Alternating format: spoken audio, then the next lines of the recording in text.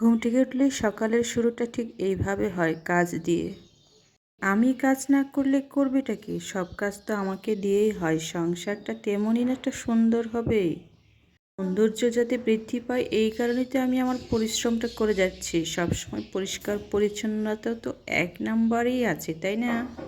এদিকে ঘুম থেকে উঠেই গেছে আমার টুনটুনি। ঘুম থেকে ওঠার পর ওকে আবার শুয়ে দিলাম। এটা হচ্ছে দুপুর টাইম, আর আমার এদিকে ঝুমকো বেগুনগুলো কেমন হয়ে আছে। গতকাল মার্কেট থেকে নিয়ে আসছিলাম ঝুমকো বেগুন। ঝুমকো বেগুনগুলো এখনও প্লাস্টিকেই আছে। কিছুটা যদিও রান্না করে খেয়েছি, তারপরেও থেকে গেছে।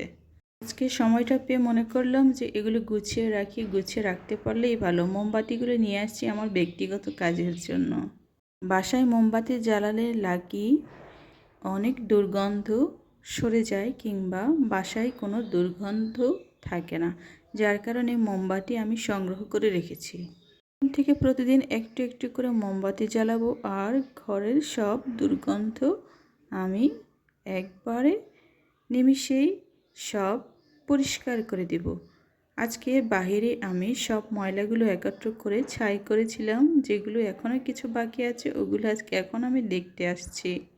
এর আগেও কয়েকবার আসছি, যদিও সেগুলো বারবার আমি কি করেছি, যেগুলো এখনও ছাই হয়নি ওগুলো পরিষ্কার করে আবার ছাই করার জন্য গরম যেখানে ধোয়া উঠছে সেখানে রেখে দিলাম। এগুলো থাকাতে বরাবরই দেখলাম যে অনেকগুলো মাছি আসতেছিল। আমার মাছি তো একেবারেই পছন্দ নয়, যার কারণে আমি এই সিস্টেমটা অবলম্বন করেছি। আসলে এই গরমের শুরুতে কেমন জানি মাছির এত বরাবর যাতায়াত বেড়ে গেছে, দেখে মনে হচ্ছে সবগুলো আমার এখনই তাড়াতে হবে। এখন কি করব, এগুলো সবগুলো এখন একসাথে রেখে দিয়েছি, আবার এগুলো আস্তে আস্তে ছাই হবে। তাই সব কিছু গুছিয়ে গুছিয়ে রাখতে আমার খুবই ভালো লাগে, আর গোছানো সংসার দেখতে সব পুরুষের আর বাচ্চাদেরও কিন্তু অনেক পছন্দ। প্রতিদিন বাসার সামনে তো এতগুলো কাপড় সবসময় ঝুলিয়ে থাকে, কারণ আমরা 4-5 জন মানুষ, আমাদের পরিবারে এতগুলো কাপড় ঝোলানো থাকবে স্বাভাবিক। ঝুমকো বেগুনটা খুব শখ করে নিয়ে আসছি, এতটাই পছন্দ আমার। আপনাদের ভাষায় কি বলে জানি না, কিন্তু এলাকার ভাষায় বলে এটা সুন্দর করে ঝুমকো বেগুন, তার মানে ছোট ছোট বেগুন। এটি খেতে কিন্তু খুবই সুস্বাদু, আর রান্না খুব টেস্ট বাড়ে। মাছ দিয়ে খাইনি, গতকাল আমি শুটকি দিয়ে তারপর মাছ দিয়ে খেয়েছি। অন্যরকম টেস্ট। আমাদের ভাষায় আমাদের রান্না কিভাবে হয় সেভাবে খেয়েছি। তো বেগুন দেখলাম একটু ময়লা পড়ে আছে, এটা ভালো করে পানি দিয়ে পরিষ্কার করে নিচ্ছি। পরিষ্কার করে আবার রেখে দেব, যাতে পরবর্তীতে পানি শুকিয়ে আমি এটা উঠে আবার ব্যবহার করতে পারি। মাঝে মধ্যে মনে হয় নিজের চেহারাটা অন্যরকম, একবারে অপরিচিত, তাই আজকে ভাবলাম একটু ঘষা মাজা করি, কিংবা একটু রূপচর্চা করি। রূপচর্চা করতে কার না ইচ্ছে করে, আমার তো খুব ইচ্ছে করে, কিন্তু মন মানসিকতা সবসময় সেরকম থাকে না, কিংবা কাজের সুযোগও পাওয়া যায় না।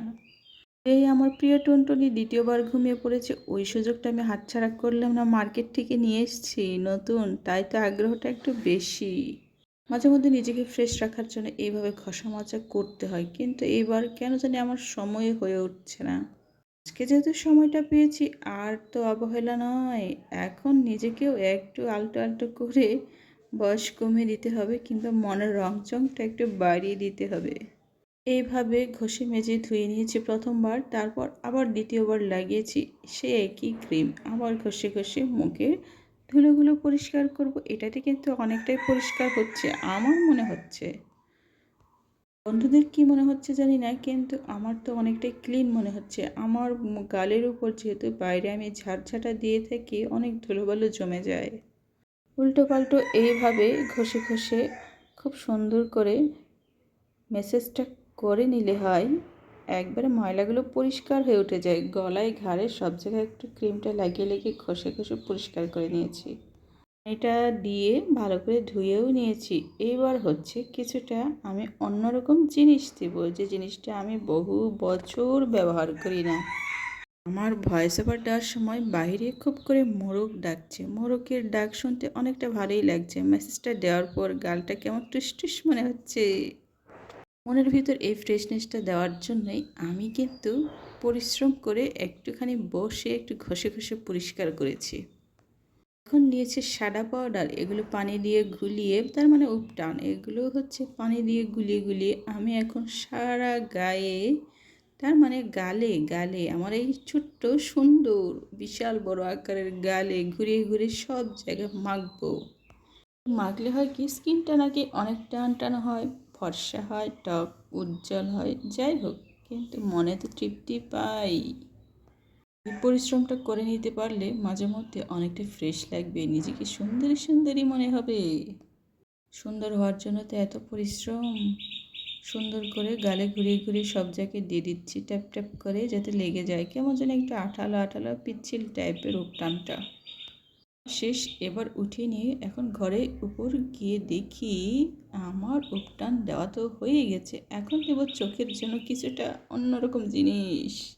শসাটা দেব চোখের উপর, তাহলে না একটু ভাবসাবটা অন্যরকম আসবে। বসে বসে ভাবলাম একটু দিয়ে নেই চোখের উপর, চোখটাও একটু আরাম পাবে, অনেকটাই আরাম পাবে। তাই একটু শুয়ে না পড়লে একটু ভালো দেখায়, কিংবা ভিডিওটা করে দেবে কে? ভিডিও তো করে দেওয়ার মতো কেউ নেই, যার কারণে নিজেকে বসে বসে আমি কি করলাম, ওইটা উল্টোভাবে দিয়ে রাখলাম। আর এর মধ্যে কিন্তু ফ্যানটাও ছেড়ে দিয়েছি, ফ্যান ছেড়ে দেওয়াতে আমার উপটানটা তাড়াতাড়ি শুকাতে সাহায্য করবে।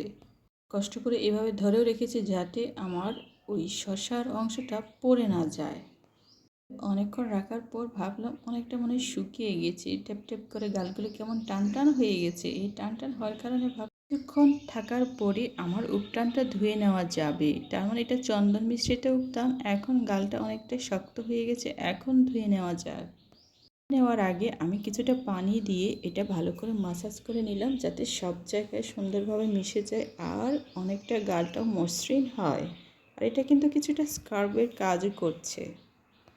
বাসায় যেহেতু স্কার্ফ ছিল না, এটা স্কার্ফের কাজটা আমার একেবারে সহজভাবে করে নিয়েছে। মাঝে মধ্যে এইভাবে সুন্দর নিজেকে দেখতে খুবই উৎসুক মনে হয়।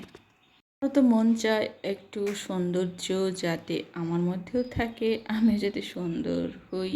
কিন্তু আর কীভাবে সুন্দর হয়ে এত বড় পরিবার হয়ে গেছে। অনেকে মনে করে এটা হচ্ছে আমার নিজস্ব একটা ভালো লাগা। ভালো লাগার জায়গা থেকে আমি এই চর্চাগুলো করে থাকি, যাতে করে আমাকে আরও সহজ এবং সচ্ছল মনে হয় নিজের মন থেকে। এখন তো ঘষে ঘষে পরিষ্কার করে নিয়েছি, আবার সেই আগের পুরাতন মাসাজ, এই মাসাজটা দেওয়াতে গালটা অনেকটাই মসৃণ হয়েছে। এখন ধুয়ে নেওয়ার পালা। পানি দিয়ে খুব সুন্দর করে হাতটা ধুয়ে নিয়েছি। হাতটা ধুয়ে নেওয়ার পর আমি কি করলাম, মুখগুলো সুন্দর করে ঘষে ঘষে ধুয়ে নিলাম। আমার তো মনে ছিল না আমি যে ঘাড়ে গলাও দিয়েছিলাম। তারপর ওগুলো আবার সুন্দর করে ঘষে ঘষে পরিষ্কার করে নিলাম আলতো আলতোভাবে। ঠিক এইভাবে সব জায়গায় ভালো করে পানি দিয়ে আস্তে আস্তে হাত দিয়ে ঘষে ঘষে ধুয়ে নিয়েছি, একটাও যাতে আমার ওই চন্দন উপটানটা না থাকে। তারপর মনে হচ্ছিল যে আসলে অনেকটা পরিষ্কার হয়েছে, কারণ কি যেন মসৃণ হয়ে গেছে। এখন তো নিজেকে ভালো করে আয়নায় দেখার পালা।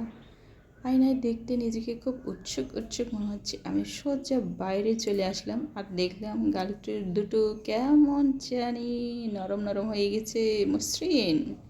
যাই হোক, নিজের মধ্যে মাঝে মধ্যে এমন রসিকতা কিংবা এমন ভালো লাগার সময়টুকু সৃষ্টি করলে না মনটা একটু সুন্দর সৃষ্টি হয় ভালো কিছুর।